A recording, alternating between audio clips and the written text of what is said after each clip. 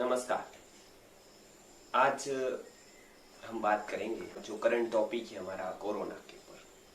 जैसे हमने बताया था पहले ही वीडियो में कि कोरोना का आयुर्वेद में वर्णन किस तरह से है, उसके ग्रंथ के प्रमाण भी दिए थे और प्रसंगात गात्र संस्पर्शात इस तरह से अनेक श्लोकों में उसके वायरस के या फिर जो प्रोटोजोआ बैक्टीरिया वो सारे प्रकार के जंतुओं के उससे होने वाले रोगों का वर्णन संस्कृत में और दर्शन शास्त्रों में भी मिलता है। आज एक बात समझ में नहीं आ रही है, वो ये है कि मास्क पहनना स्वास्थ्य के लिए अच्छा है कि नहीं है। बहुत लोगों ने प्रश्न किया है कि कोरोना के ऊपर आपने बताया और हमने पूरी व्याख्या दी, संस्कृत में जो वर्णन है उसकी व्याख्या रखी, तो मास्क के बारे में क्या कहना चाहते हैं। सबसे प्रथम मैं ये कहना चाहूंगा कि प्राणवायु सालों के पहले जो बताया गया वही आज का ऑक्सीजन है, जिसको आज हम ऑक्सीजन कहते हैं। इस प्रकार के वातावरण में 49 प्रकार के वायु रहते हैं। वाता वाता दिशि दिशि सप्तधा सप्त भिन्ना, 7 के ग्रुप में 7 प्रकार के वायु, इसलिए 49 प्रकार के वायु है। हमारा श्वसन तंत्र उसमें से प्राण वायु का ग्रहण करता है। उसके लिए प्राण वायु के ग्रहण करने के लिए उसको इतना पर्याप्त जगह चाहिए, वातावरण ऐसा चाहिए। इसके लिए आयुर्वेद दृष्टि से कोई प्रतिबंधक या कोई आवरण नहीं होना चाहिए जो श्वास लेते हैं उसके ऊपर। इसलिए आयुर्वेद में भी जब सोने को भी बोला है तब मुंह को खुला रखने को कहा है। सर भी ढकना पड़े तो भी नाक से ये भाग को खुला रखना है। लेकिन आजकल बौद्धिक लोग, खास करके डॉक्टर्स लोग कैसे हैं, मतलब किस तरह की अपनी बुद्धि चला रहे हैं, खास करके आयुर्वेद चिकित्सक, या नहीं चला रहे हैं या फिर ठोकशाही के ही शिकार हो गए हैं जैसे हम हो रहे हैं। तो मास्क का एक बात है कि वो आरोग्य की दृष्टि से सही है कि नहीं उसके ऊपर चिंतन कर रहा था। जैसे कि आयुर्वेद के ग्रंथों को देखकर हम चिकित्सा करते हैं, तब हम ये सारी चीज को सोचते हैं। अब प्रश्न ये है कि वो मेरे मन से पहले था तो मैंने बहुत सारे ग्रंथों का अध्ययन किया, खास करके ऐसे इंसिडेंट्स भी, ऐसी घटनाएं भी घटी जिसके ऊपर से हम ये भी कर सकते हैं प्रूव कि उसको आरोग्य की दृष्टि से कैसा माना जाए। तो सबसे पहली घटना की एक तो जो छींकें आती है, बांधना किसको जरूरी होता है, तो आयुर्वेद में बताया कि छींकें आती है उसके ऊपर कुछ करो। तो छींक आती है उसी समय रक्षण देता है कोई कॉटन का कापड़ या कोई भी प्रकार का, वो भी छींक आते समय और उतनी देर तक ही उसको रखना चाहिए, उसका उपयोग करना चाहिए। लेकिन पूरे दिन ढकने का कोई नहीं तो मॉडर्न साइंस में कहीं पर भी इसका उल्लेख है और नहीं प्राचीन आयुर्वेद के ग्रंथों में उसका कोई उल्लेख मिलता है। तो मुझे ऐसा लगता है कोरोना से भी ज्यादा लॉकडाउन से नुकसान हुआ आर्थिक से, उससे अब लॉकडाउन के बाद ये मास्क डाउन का समय अब आ गया है। मास्क पहनने से क्या लाभ होता है वो तो पता नहीं है। जैसे आयुर्वेद में बताया है इमली के बारे में कि इमली का गुण 1, अवगुण पूरे 20। अब नींबू का अवगुण 1 भी नहीं, गुण पूरे 20। इसी तरह से मास्क बांधने का कोई गुण होगा ऐसा तो दिखाई नहीं दे रहा है। लेकिन अवगुण की मैं बात करूं तो मैंने जो अपने रिच अनुभव किया है कि अपने चिकित्सा में भी एक बहन आती थी, पूजा बहन जिसका नाम है, राजकोट में रहती है, सामने का ही केस है और मैं हमेशा एविडेंस के साथ ही बोलता हूँ, अतिशयोक्ति वगैरह नहीं करता हूँ, पूरा अध्ययन करके ही कोई बात सामने लाता हूँ। वो चिकित्सा करती तो पूरे दिन वो मास्क बांधकर रहते थे बहन जी, और उसको भी ये हुआ कि ऑक्सीजन की डेफिशिएंसी की वजह से उसको अस्थमा का अटैक आया और वो उनको एडमिट भी होना पड़ा और खून आंख तक चला गया। ये मेरे सामने की घटना है, हमारे चिकित्सालय में ही सेवा देने के लिए आते हैं। तो लॉजिकली आप देखें तो जो वायरस होते हैं उसका जो स्वरूप बताया है आयुर्वेद में, वो त्रसरेणु का भी बहुत छोटा भाग बताया है। जो हम झाल सूर्य मारीच स्तंभ, मतलब जो छोटे छोटे हमको सूर्य की किरण आने से अंधेरे में जब बत्ती करते हैं तब वो छोटे छोटे दिखाई देते, उससे भी कई गुना छोटा है। वस्त्र को वो पार कर जाता है, क्योंकि वस्त्र को तो पार कौन कर जाता है, तो कॉटन का आप वस्त्र लीजिए या कोई भी प्रकार का वस्त्र लीजिए, उसमें आयुर्वेद का चूर्ण आप डालेंगे जो कि वो तो भौतिक है और दिखाई देने वाला है। जो आप चूर्ण उपयोग करते हैं अलग अलग प्रकार के, वो वस्त्रगाल चूर्ण होते हैं।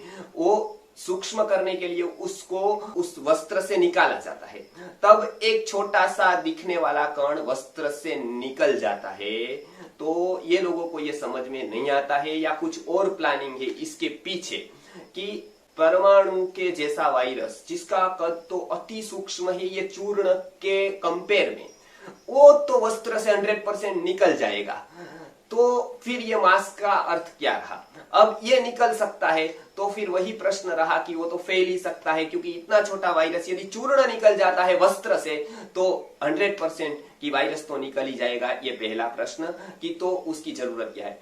फिर उसको इतना जब मास्क में हम अपने को लपेट लेते हैं तो क्या होता है, हवा का आवागमन जितना, वो भी हवा भी निकल जाएगी उसमें से, लेकिन हवा का आवागमन जितना तेज होना चाहिए और हवा का आवागमन जितना पर्याप्त मात्रा में मिलना चाहिए वो पर्याप्त मात्रा में नहीं मिलेगा। हम सोचकर चिंतन कर बताते हैं कि मास्क डाउन करने का भी समय आया है, चाहे वो गवर्नमेंट निर्णय ले न ले, लेकिन हमारे स्वास्थ्य का प्रश्न है, तब तक हम बचकर, जैसे कि हम ही देखते हैं कि लोकशाही आज है कि नहीं, वो मुझे पहली बार प्रश्न आया, जैसे बहुत सारे सालों से ये प्रश्न है मुझे। चाणक्य को जब मैं पढ़ता हूँ तब मैं कहता हूं कि कोई भारतीय दृष्टि से कोई निर्णय लिया जाता है या नहीं लिया जाता है, उसके पीछे का विज्ञान समझकर कोई निर्णय लिया जाता है या नहीं लिया जाता है। लेकिन जब हम रोड पर जा रहे थे तो मैंने रुमाल बांधा था जस्ट, तो गाड़ी में जा रहे थे गुरुकुल की जमीन देखने के लिए, तो उसमें यहां तक रुमाल आ गया मेरा। पुलिस ने वो देख लिया, उसने गाड़ी रोकी, उसने बताया कि ये दंड दे दो, उसने तुरंत फाइन लगा। अब सामने से टू व्हीलर वाले जा रहे हैं, ऑटो रिक्शा वाले जा रहे हैं, उसमें बांधा ही नहीं है, उसको कुछ नहीं है क्योंकि उसको कोरोना नहीं हो सकता है। मंत्रियों की गाड़ी जा रही है, मैं स्वस्थ हूं और एक भी बीमारी मुझे पिछले 10 साल से लगभग करीब नहीं हुई है, कोई प्रकार की बीमारी नहीं हुई। कभी कुछ मतलब कभी भी कुछ अस्वस्थता रही तो वो तो मैं नेचुरली रूप से आयुर्वेद की कुछ औषधियां लेकर ठीक हूँ, तो कोई 4-5 महीने से तो बिल्कुल नहीं है। जबकि मैं कोरोना संक्रमित जो होते हैं, पॉजिटिव होते हैं, उसके संपर्क में भी आया हूँ, कोई प्रकार की बीमारी नहीं हुई, इम्यूनिटी को अच्छी है। तो मैंने उसको कहा कि कोई बीमारी नहीं है और यहाँ तक होता तो फाइन नहीं था और यहाँ आ गया तो फाइन है, इसमें क्या है लॉजिक। वो बोले कि अभी आप दे दो, ये मेरे सामने की बात है, तो वो कोई मतलब अभी दे दो, ऊपर से कहा है इसलिए उसको लेना ही था। तो ये लोकशाही नहीं ठोकशाही लग रही है, और खास करके जो दूसरी बातों में चलेगा, लेकिन जब आरोग्य की बातों में भी ऐसी ठोकशाही चली तो जनता के लिए बहुत ही हार्मफुल होगा। वो जो हम देख रहे हैं कि ये तो अपना ही गवर्नमेंट है, अपना ही है, लेकिन जब कोई अपनी निजी बातों में, जैसे पहले ही गणेश जी का आह्वान करते थे सुपारी पर कि गणेश गौरी माहवयामी, तो आजकल के विज्ञान के लोग पूछते थे कि क्या गणेश जी आ जाएंगे आह्वान करने से। अब हम तो उसको कुछ अलग तरीके से समझाते थे, लेकिन वो बात अभी छोड़ दे तो भी ये ऐसा आह्वान ही है कि कोरोना वायरस मास्क लगाने से चला जाएगा, या फिर छींक नहीं आई, छींक आते वक्त ही संक्रमण होता है तब तो इतनी गति से आती है कि इसे 10 मास्क बांधो तो भी वो चला जाएगा, क्योंकि इसका वर्णन तो मॉडर्न साइंस में भी है, आयुर्वेद में भी है। तो मास्क किस लिए, उसका एक भी लॉजिक नहीं समझ में आता है, नहीं उसके पीछे कोई लॉजिक दे पाते हैं। तो खास करके डॉक्टरों को, आयुर्वेद के MD MS होकर भी वो मास्क बांधकर पूरे दिन क्लिनिक में बैठते, बहुत आश्चर्य लगता है कि कुछ अपना विचार है या कोई ठोका गया ही पूरा हम मान लेते हैं, कुछ और विषय में, राजनीति में हम मान ले, अर्थशास्त्र में मान ले, लेकिन आरोग्य के क्षेत्र में भी खास करके डॉक्टर वो इतना चिंतन नहीं करते हैं।